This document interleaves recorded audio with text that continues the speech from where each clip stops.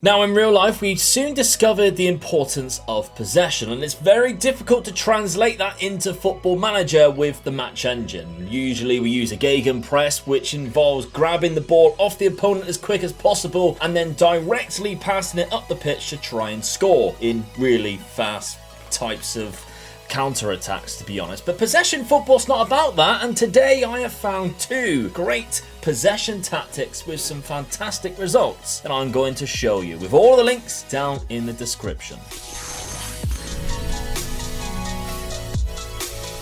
Now we start off with the magnificent Magyars. I'm sorry if I butchered that, and it's a tactic I found on FM Scout, and I tested it myself with Ajax. Now, disclaimer, we can see here, right, we have the most average possession with 60%. We are scoring the most goals, the fewest shots against as well, which is quite impressive, and the most dribbles made. It seems everything is really impressive. Now, before we go too far, they didn't win the league with Ajax, and I know a lot of people are going to be like, well, that's no good. Ajax are supposed to be the best team. Now, the disclaimer of this is, I personally would use this tactic alongside another tactic, maybe even the second tactic we're going to show you today, because this tactic, for some, you'll see for the reasons why, is probably really good and fun to use against the lower down teams, the lot weaker teams you're going to come up against, and maybe not as good as the teams that are just as good as you or slightly better.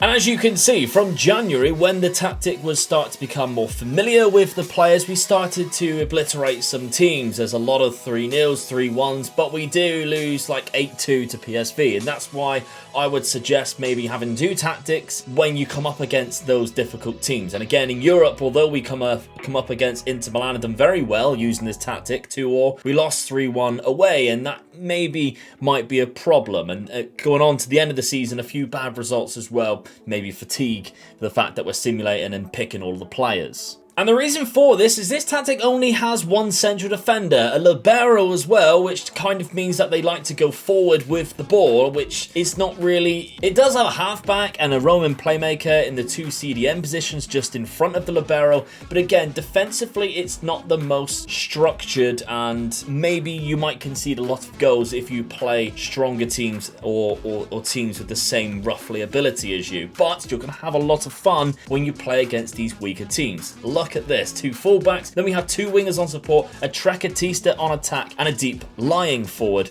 or on attack. And in possession, it is a positive mentality, and in possession it's a shorter directness with a higher tempo. In transition, it does have a kind of gegenpress, but it's still getting a lot of the ball and have high possession. Distributing the ball to that one centre back as well. And out of position, it's a higher line of engagement, a higher defensive line. Again, the link will be down below if you want to copy it. But performance-wise, like we mentioned, it has the most goals, so you're going to score a lot of goals with this tactic. It also has the most passes completed, 16,000. That's 3,000 more than second place Sparta Rotterdam and Feyenoord just below them. So you're going to pass the ball a lot, and you're going to keep possession a lot more than other teams. Alright, from an absolutely bonkers tactic, the second tactic is a lot better at securing the wins. And here we have RDS wide tiki-taka. You can see from this, possession-wise, the highest possession in the league, 59%. It's also a really good performing tactic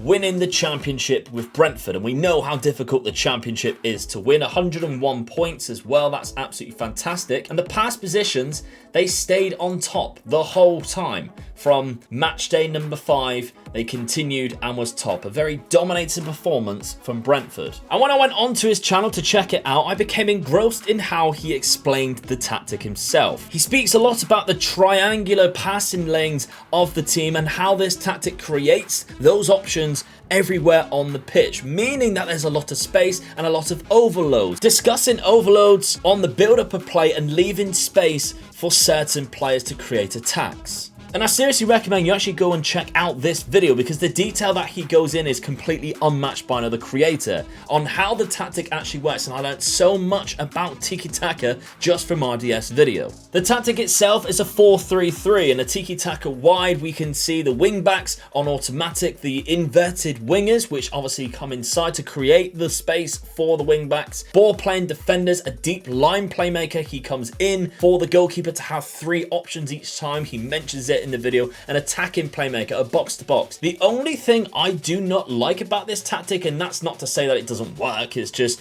my personal preference, I don't like this role, is a deep line forward. I understand completely why it works for the tactic. Completely understand it, because he drops in and creates an option for a passing lane again with the midfielders and with the wingers and the fullbacks. I just don't like deep line forwards. I like my strikers to score goals and have like a poacher role, for example, or something like that. But that's not to say to change it, because he still scored 20 goals this season. We still won the league really comfortably. It is a positive mentality, and in possession we can see we're focusing the play down the wings, playing it out of defense, much shorter passing directness with a slightly higher tempo. Working the ball into the box, of course, whipping the crosses, which is unusual to see. In transition, it is a counter press, but we're not countering when we get the ball. We're holding the ball, not to say we're holding shape, but we're holding the ball longer than what we would instead of like a gegenpress tactic, for example. Taking those short kicks out of possession. Again, we're a much higher line of engagement and a high defensive line. Playing the offside trap, more urgent pressing intensity, so we're not like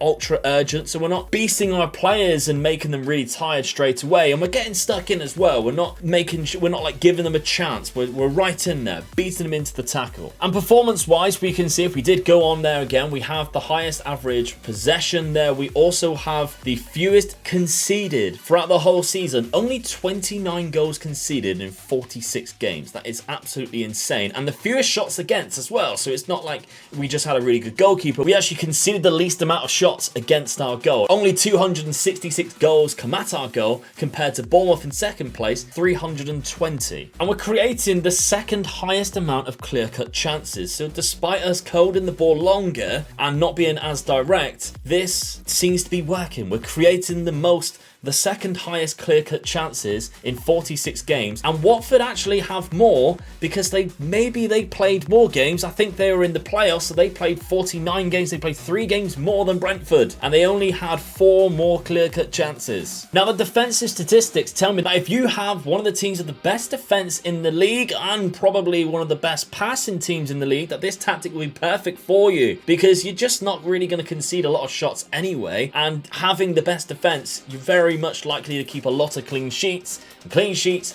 gets you points, and then all you have to do is just score 1 goal and you get a win. That's how football works. I also trialed this tactic with more of a mid-table team in Real Sociedad. They finished 5th in La Liga Santander, which I'm actually quite happy with. 71 points there in behind. I mean, Real Betis actually did really well, to be fair, but there we go. We still managed to do quite well in this tactic, and if we do take a look at the statistics again, most possession was second there with 56%. So a team that's, you know, mid-table in this league has actually done really well. 56% of possession. Fewest conceded, they're down in 6th, so they're not conceding that many much more goals than anybody of the other teams. I mean, obviously the top 3 there, they barely concede anyway. They just have a far superior team. But I actually think this is quite successful, using this tactic with other mid-table teams. And I didn't pick this team because I thought they had anything special. To be honest, there's a lot of better suited teams. I just randomly picked a team, and this is how well they did. So I feel like if you want to have a tactic that keeps the ball, frustrates your opponents, then maybe try something different and stay away from gegenpress. Maybe you're bored of using gegenpress tactics. I think this tactic is perfect for that. Maybe download both, and like I say,